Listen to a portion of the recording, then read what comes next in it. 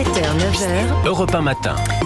Et c'est votre grande interview sur CNews et Europe 1. Bonjour Valérie Ayé. Bonjour. Bienvenue sur nos antennes. La colère des agriculteurs ne retombe pas. Un mouvement est prévu aujourd'hui à la frontière franco-espagnole avec les agriculteurs des deux pays. Ils réclament notamment une réglementation commune dans toute l'Union sur la question des pesticides, mais aussi sur les prix de l'énergie, dont bien sûr le gazole non routier. Rien n'a été réglé en fait. Alors, il y a eu une crise agricole qui a émergé au début de cette année. Il y a des réponses d'urgence qui ont été mises en place, notamment la simplification de la politique agricole commune. Ensuite, il faut travailler sur des mesures plus structurelles, de long terme, sur la rémunération, sur la lutte contre la concurrence déloyale aussi, et puis sur la question de l'usage des produits phytosanitaires. On avait une loi au Parlement européen pour avoir un plan européen pour réduire l'usage des produits phytosanitaires, parce qu'on a un plan en France qui s'appelle le plan Éco-Phyto, et c'était important qu'on ait une loi européenne pour que tous les agriculteurs soient logés à la même enseigne. Sauf que cette loi, elle a été tuée dans l'œuf à la faveur d'une alliance entre la droite et l'extrême droite au Parlement européen. Moi, je le déplore parce que vous voyez, les agriculteurs aujourd'hui, ils demandent à ce qu'on ait enfin une réglementation européenne pour mettre tout le monde sur un pied d'égalité. Beaucoup du prix de l'énergie. Ils disent le prix du GNR n'a pas bougé pour nous. En fait, on le paye toujours aussi cher et on ne s'en sort pas. Est-ce que ça, vous avez des solutions à proposer ? Il y a des réponses qui ont été apportées au niveau national sur cette question-là. S'agissant des prix de l'énergie de manière générale, on doit travailler ensemble au niveau européen. On a vu l'explosion des coûts de l'énergie en 2022 avec l'agression de la Russie en Ukraine.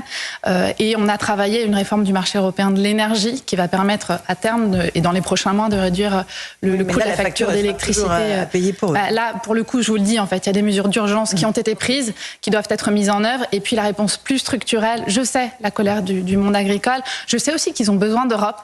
Aujourd'hui, en France, c'est 10 milliards d'euros par an qui viennent de l'Europe en soutien du monde agricole. C'est à peu près 40 000 euros, effectivement, par exploitation au titre de la PAC. C'est important. Et dès notre retour au Parlement européen, on se mettra autour de la table pour apporter des réponses concrètes, structurelles, de long terme aux problématiques du monde agricole. Valérie Ayé, cette semaine va être marquée, bien sûr, par les cérémonies autour des 80 ans du débarquement. Emmanuel Macron va prendre la parole jeudi soir à la télévision pour évoquer les élections européennes, la situation internationale et la situation française. De quoi il s'agit ? Il va voler à votre secours ?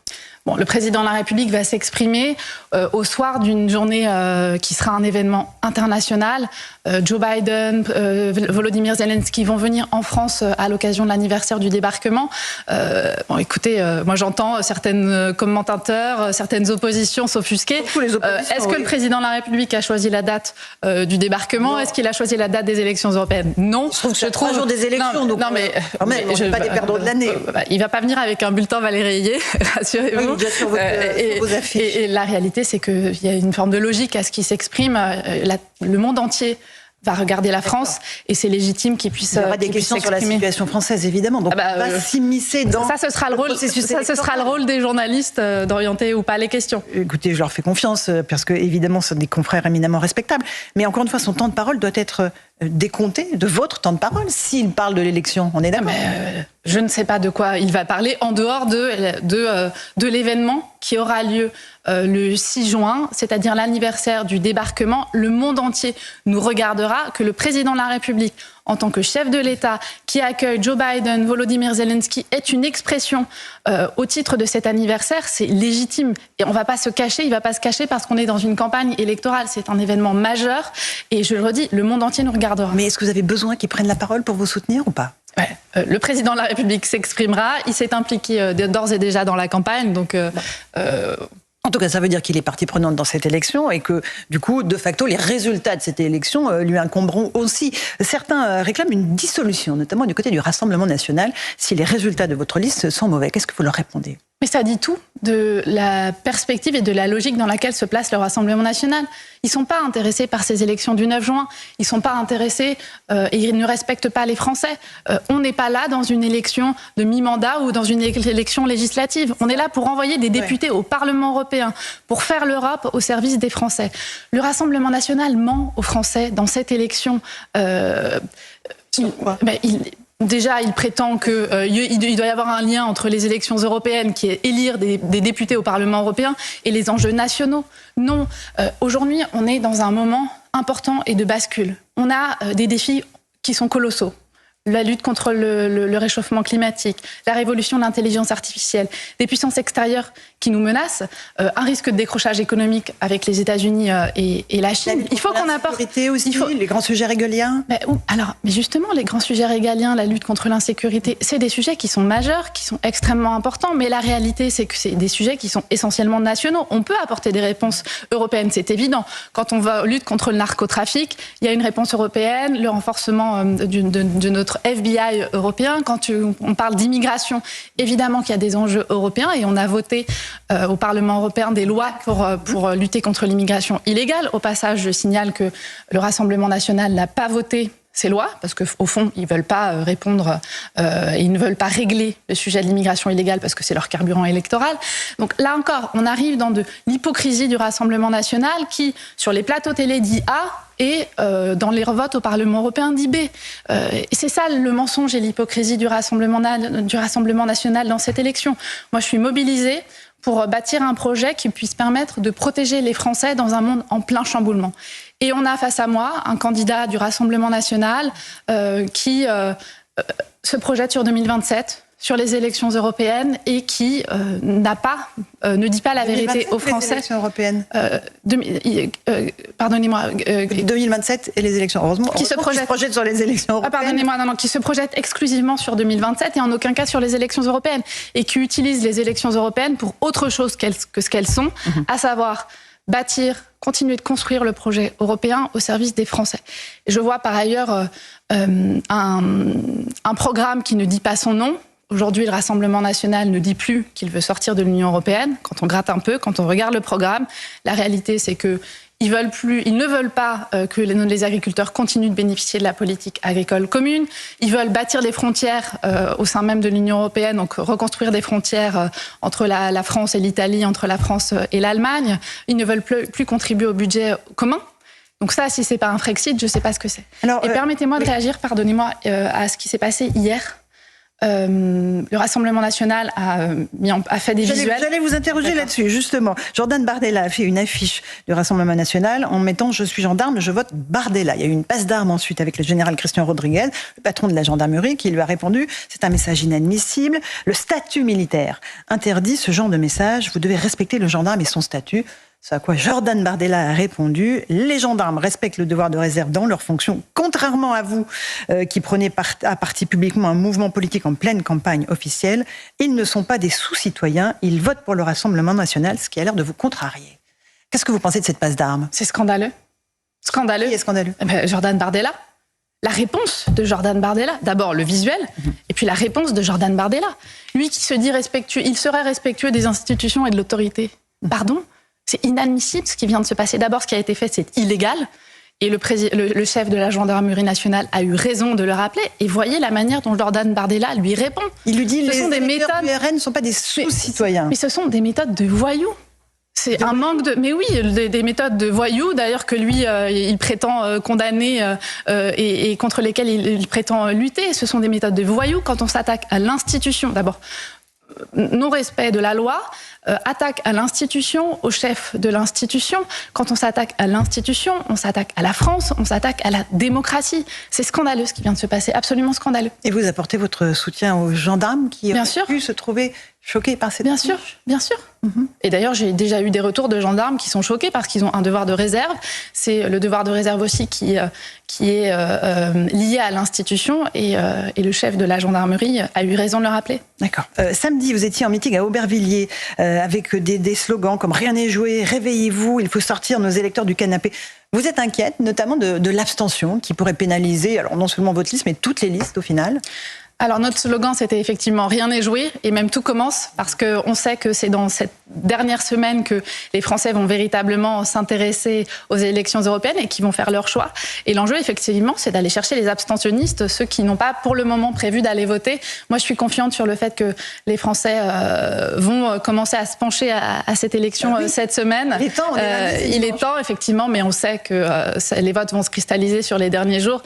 Et moi, l'enjeu pour moi, c'est de convaincre que les Français ont besoin d'Europe, qu'il faut aller voter pour les élections européennes, qu'on parle des vrais sujets, c'est le pouvoir d'achat, l'emploi, la sécurité aussi, notamment vis-à-vis des frontières et de l'immigration, et que c'est en Europe que ça se joue, et que par ailleurs le projet que je porte sera le plus utile pour les Français. Est-ce que Valérie Ayé, si la liste de Raphaël Glucksmann, qui semble portée par une dynamique, mais bon, les intentions de vote sont ce qu'elles sont, et tout se jouera dans les urnes, si elle continue de monter et que vous êtes derrière, est-ce que vous estimerez, vous endosserez ça comme un échec personnel ?